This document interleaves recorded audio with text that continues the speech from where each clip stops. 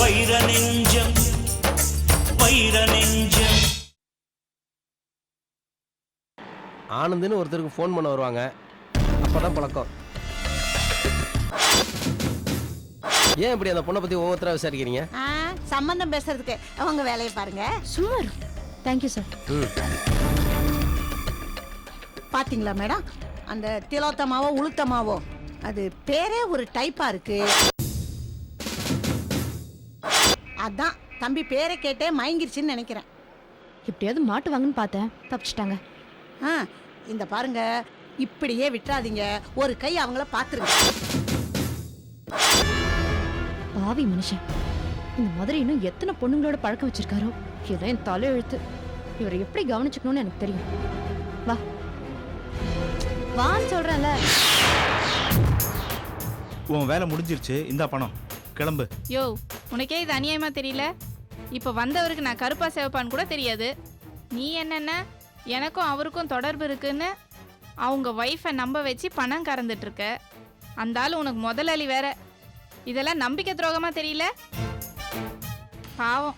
பாவ புண்ணியம், நியாய அநியாயம், துரோகம் இதெல்லாம் பார்த்தா பொழைக்க முடியாது. அந்த வார்த்தைலாம் எனக்கு பிடிக்காது. எனக்கு தேவை பணம். அதுக்காக நான் என்ன வேணா செய்வேன். இப்ப நடந்த சீனை வச்சு நாளைக்கு எத்தனை சீனு பண்றேன் பாரு. எவ்வளவு பணம் பண்ண போறேன்னு பாரு. வந்தமா நடிச்சமா காசு வாங்கினமான்னு இல்லாம அறிவுரெல்லாம் சொல்லாத போ. நீ திருந்தவே மாட்டையா? பணம் தான் ரொம்ப முக்கியங்க. முதலாளிக்கு விசுவாசமா இருந்தா நாம எப்ப வாழறது? இப்போ உங்களுக்கு தெளிவாயிடுச்சுல. இனி ஆனந்த் வாழ்க்கையில வில்லன் நான் தான். ஒரு பொண்ணை அடிக்கடி போன் பண்ண வச்சு நந்தினி மனசுல ஆனந்த பத்தி தப்பான அபிப்பிராயத்தை உருவாக்குனதே நான் தான்.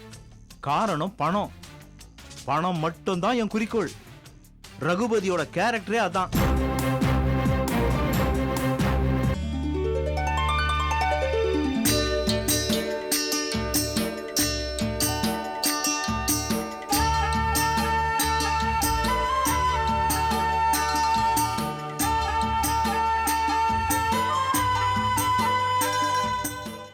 எனக்கு வரப்போற மருமகளை இன்னைக்கு முதல் தடவையா எங்க வீட்டுக்கு கூட்டிட்டு வரதா என் மக சொல்லியிருக்கா. கடவுளே, அந்த உமாவுக்கு இந்த வீடு பிடிக்கணும். என் புள்ள ஜீவா எப்படியாவது கல்யாணம் பண்ணிக்க சம்மதிக்கணும். அவ எங்க வீட்டுக்கு வரும்போது மஞ்ச புடவையில வந்தா இந்த கல்யாணம் நல்லபடியா நடக்கும்னு நீ சொல்றதா நான் எடுத்துக்கிறேம்மா.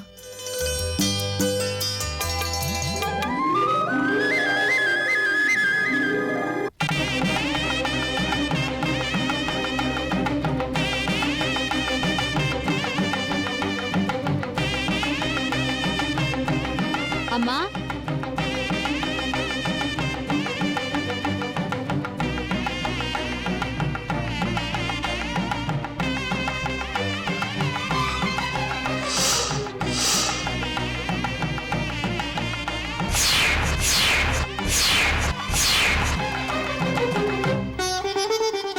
தாய்,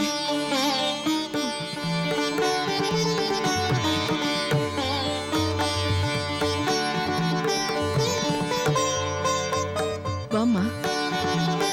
அண்ணி, முதல்ல எங்க வீட்டுக்குள்ள வரீங்க, வலது கால் எடுத்து வச்சு வாங்க.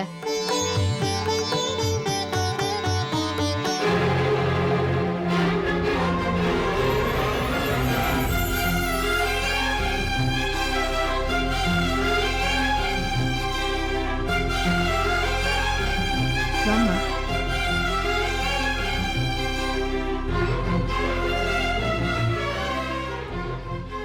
நான் நினைச்சதெல்லாம் அப்படியே நடக்குது. ரொம்ப சந்தோஷமா இருக்கு. என்ன நினைச்சீங்க? இப்பதான் சாமி கிட்ட வேண்டிட்டு இருந்தேன். எனக்கு வரப்போற மருமக நம்ம வீட்டுக்கு வரும்போது மஞ்சள் கலர் புடவையில வரணும்னு. அதே மாதிரி நீ மஞ்சள் கலர் புடவையில வந்திருக்க. கண்டிப்பா இந்த கல்யாணம் நல்லபடியா நடக்கும். எனக்கு நம்பிக்கை இருக்கு. கடவுளே சம்மதம் கொடுத்த மாதிரி இருக்கு. கடவுள் சம்மதம் தேவையில்ல, அண்ணனோட சம்மதம் தான் ரொம்ப முக்கியம். ஆமா, ஆனா எப்படியும் என் புள்ள கல்யாணத்துக்கு சம்மதிச்சிருவான். அதுவும் உமாவை பார்த்ததுக்கு அப்புறம் நிச்சயமா வேண்டான்னு சொல்ல மாட்டான். கண்டிப்பா சம்மதிப்பான் பார். அம்மா அண்ணன் வீட்ல இல்ல? நீ உமாவை நம்ம வீட்டுக்கு கூட்டிட்டு வரியே, சரி அவனையும் வர சொல்லலாமேன்னு அவனுக்கு ஃபோன் பண்ணேன். வழக்கம் போல எனக்கு வேலை இருக்கு, பிஸின்னு சொல்லிட்டான். நான் முடிவு பண்ணிட்டேன், உமா தான் என்னோட மருமக. இந்த கல்யாணத்தை எப்படியாவது நான் நடத்தி வைப்பேன். அண்ணி வீட்டுக்கு வந்துட்டு அண்ணனை பார்க்க முடியலன்னு வருத்தப்படாதீங்க. அங்க இருக்கு பாருங்க போட்டோ, அதான் என் அண்ணன்.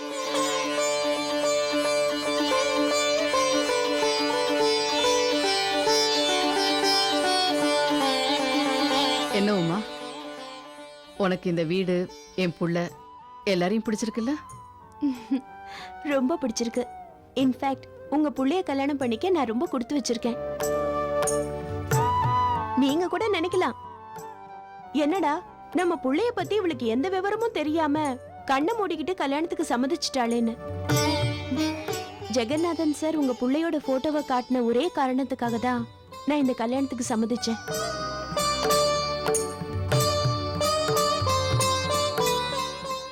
ரெண்டு வருஷத்துக்கு முன்னாடியே உங்க புள்ள ஜீவாவை எனக்கு நல்லா தெரியும். அவரு ஜூனியரா ஒர்க் பண்ணிட்டு இருந்த சீனியர் வக்கீல் வீட்டுக்கு எதிரில தான் நாங்களும் குடியிருந்தோம். அவர் அங்க அடிக்கடி வந்துட்டு போறத நான் பார்த்திருக்கேன். அப்படி ஒரு நாள் நான் பஸ் ஸ்டாப்ல வெயிட் பண்ணிட்டு இருந்தேன். அங்க ஒரு கர்ப்பிணி பொண்ணு பஸ்ஸுக்காக வெயிட் பண்ணிட்டு இருந்தாங்க. திடீர்னு அவங்களுக்கு பிரசவ வலி வந்துடுச்சு. அப்ப என்னையும் சேர்த்து மத்த ஜனங்களும் அதை வேடிக்கை பார்த்துட்டு இருந்தோமே தவிர யாருமே உதவி செய்ய முன் வரல. அப்ப ஜீவா ஒருத்தர் மட்டும்தான் உடனே ஆட்டோ பிடிச்சு அந்த பொண்ணை ஹாஸ்பிட்டல் கொண்டு போய் சேர்த்தாரு. எனக்கு அப்பவே அவரோட மனிதாபிமானம் ரொம்ப பிடிச்சு போச்சு. அப்பவே நான் அவரை பத்தி விசாரிச்சேன். சக்தின்னு முறை பொண்ண அவர் கல்யாணம் பண்ணிக்க போறதா சொன்னாங்க. 2 வருஷத்துக்கு அப்புறம் ஜெகநாதன் சார் எங்க ஆபீஸ்ல சேர்ந்தாரு. அப்ப தற்செயலா பேசிட்டு இருந்தப்ப ஜீவாவை பத்தின எல்லா விவரமும் அவர் எனக்கு சொன்னாரு. உங்க புள்ளையோட குணம் தெரிஞ்சதுனாலதான் எதையும் யோசிக்காம நான் இந்த கல்யாணத்துக்கு சம்மதிச்சேன். இவங்களுக்கு இவங்க தானே ஆண்டவன் எப்பவோ முடிச்சு போட்டு வச்சிருக்கான். எல்லாம் விதிப்படித்தானே நடக்கும். உன் விஷயத்துல அது சரியாயிடுச்சு பாத்தியா? 2 வருஷத்துக்கு முன்னாடி நீ ஆசைப்பட்ட என் புள்ளையே உனக்கு புருஷனா வரப்போறான் பார். அதனாலதான் நான் முன்னாடியே சொன்னேன், இந்த வீட்டுக்கு மருமகளா வர்றதுக்கு நான் கொடுத்து வச்சிருக்கணும் அத்தைன்னு. நீ இப்படி அத்தை அத்தைன்னு என்ன கூப்பிடும்போது எனக்கு எவ்வளவு சந்தோஷமா இருக்கு தெரியுமா? உன்னை அன்னைக்கு ஆபீஸ்ல வந்து நான் பார்த்ததுல இருந்து நான் தூங்கவே இல்லை. எப்போ என் மருமக வீட்டுக்கு வருவான்னு மனசு ஏங்கிக்கிட்டே இருக்கு. அம்மா அதான் அண்ணியே சொல்லிட்டாங்களே, 2 வருஷத்துக்கு முன்னாடியே அண்ணனை ரொம்ப பிடிச்சு போச்சுன்னு. அண்ணனோட சம்மதம் மட்டும் வாங்குமா, கல்யாணம் நல்லபடியா நடந்துரும். இந்த ஒரு விஷயத்துல மட்டும் கடவுள் கண்ணை திறக்கணும். ஐயோ, நான் ஒருத்தி வீட்டுக்கு வந்த மருமகளை நிக்க வச்சே பேசிட்டு இருக்கேன். உட்காருமா, நான் போய் காஃபி எடுத்துட்டு வந்துடுறேன்.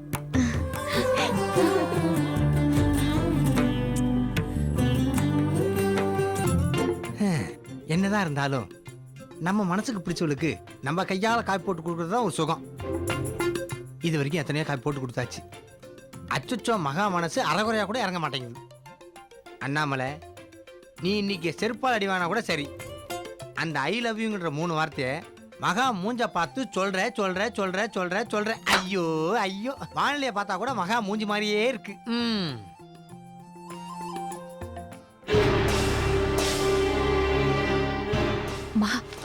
மாமி வராங்க, எதிரி. உனக்காக தான் கோயிலுக்கெல்லாம் போய் அர்ச்சனை பண்ணிட்டு வராங்க. சரி சரி, ஆனா ஜாம் பாக்கெட் எங்க வச்சு? ரூம்ல தான் இருக்கும், சீக்கிரம் போ. போ சீக்கிரம் போ.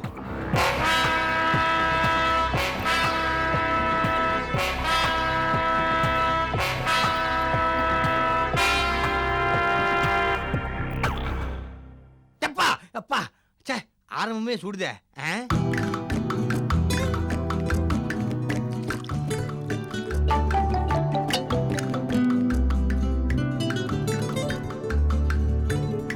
மகா, 2 பேரும் இன்னும் ஆபீஸ் கிளம்பலையா? போணும் மாமி. சரி சரி. என்ன மாமி, கோயிலுக்கு போயிட்டு வரல? ஆமா, பிரசாதம் கொடுங்க. இது ஸ்பெஷல் அர்ச்சனை. முதல்ல பிரசாதத்தை மகாக்கு தான் கொடுக்கணும். முதல்ல எனக்கு பிரசாதம் கொடுத்தா சாமி கண்ணு குத்திருமா?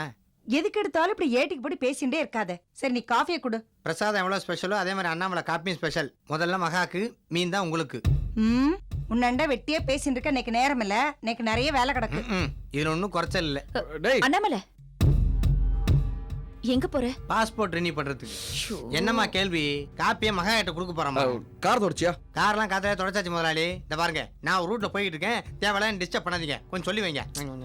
டேய் அண்ணா, இவன் ஒரு காப்பி கொடுக்கறதுல என்ன ஒரு சுகம். நேரம் காலம் தெரியாம.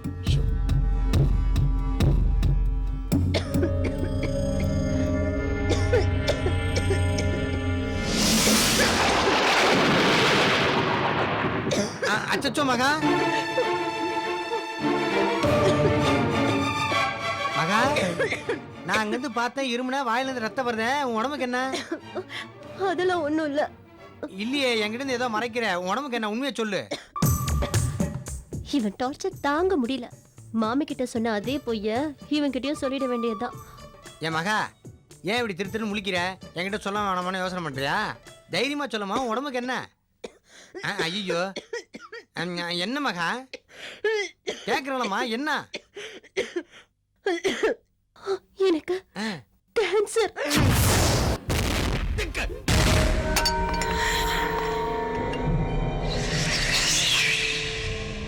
Cancer, cancer, cancer, cancer.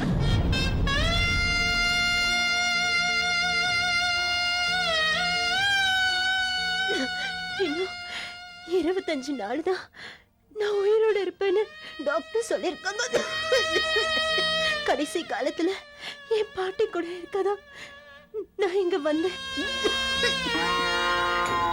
என்ன மகா சொல்ற? இந்த ஃபீலிங் எல்லாம் தங்க பதக்கம் சிவாஜி சார் கிட்டயே பார்த்தாச்சு. Stop it. ஒரு காமெடின்னு இடிஞ்சு போய் உட்காந்துருக்கிறேன். இவ்வளவு சோகமான சீன்லயும் உன்னால் மட்டும் எப்படி காமெடி பண்ண முடியுது? அதுக்கு என்ன பண்ண முடியும்? போற உயிரை தடுத்தா நிறுத்த முடியும்? இருக்கிற வரைக்கும் சந்தோஷமா சிரிச்சு பேசிட்டு போக வேண்டியதா. உன் வார்த்தை ஒன்னொன்னும் ஈட்டியா மனசுல குத்துது. பவுன்சர் மாதிரி இருக்கிற உனக்கா கேன்சர்? வாழ்வை மாய கமலஹாசன், பூவே பூச்சோடவா நதியா, கிங்கு விக்ரம், இப்படி தமிழ் பட ஹீரோ ஹீரோயின்களுக்கெல்லாம் வர வேண்டிய வியாதி சப்போர்ட்டிங் கேரக்டர் உனக்கு வந்துருச்சேம்மா. நம்ம முல்லாச்சோ மகா, உன்னை ஐயோ மகான்னு கூப்பிட வச்சிட்டியே. விடமாட்டேன், உன்னை சாக விட மாட்டேன். இப்பயே சத்தியமா வைரன் என்கிட்ட சொல்லி ஒரு பெரிய டாக்டர் வச்சு உன்னை நான் காப்பாத்தல, என் பேர் அண்ணாமலையே இல்லை. கவலைப்படாத சொல்லலாம். ஐயா, அம்மா,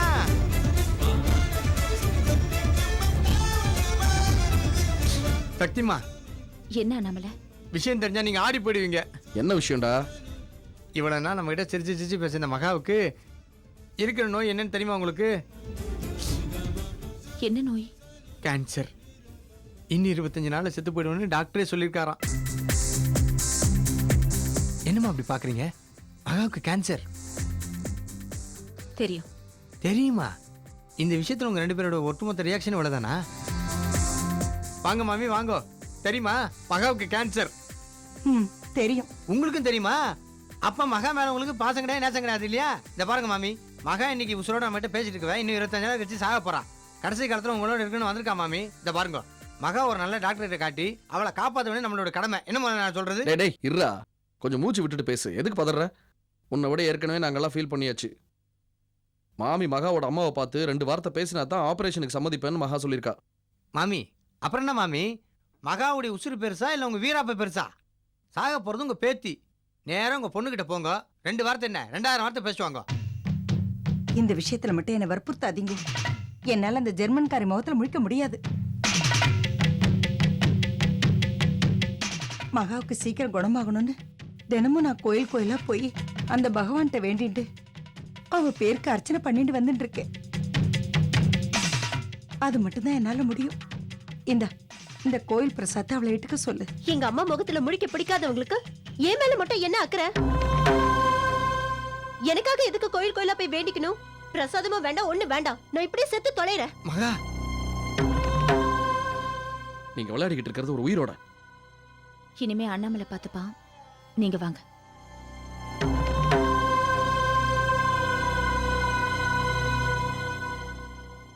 எவ்வளவு பெரிய பொறுப்பை என் தோல்ல வச்சுட்டு போறாங்க. மாமி, உங்க புடிவாத்தை கொஞ்சமா விட்டு கொடுங்க.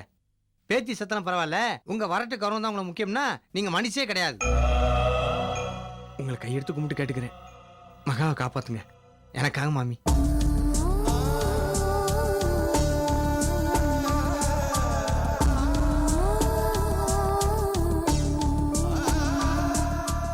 அண்ணாமலைக்கு உண்மை தெரியாம இருக்கிறதே நல்லதுதான். நீங்க ஏதாவது உளறி கொட்டிடாதீங்க. நான் எதுக்கு சொல்ல போறேன்? 24 மணி நேரமும் அண்ணாமலை மாமியை டார்ச்சர் பண்ணிக்கிட்டே இருப்பான். இவன் தொல்லை தாங்காமலே மாமி பொண்ணை பார்க்க கிளம்புறாங்களா இல்லையா பாரு. ம்.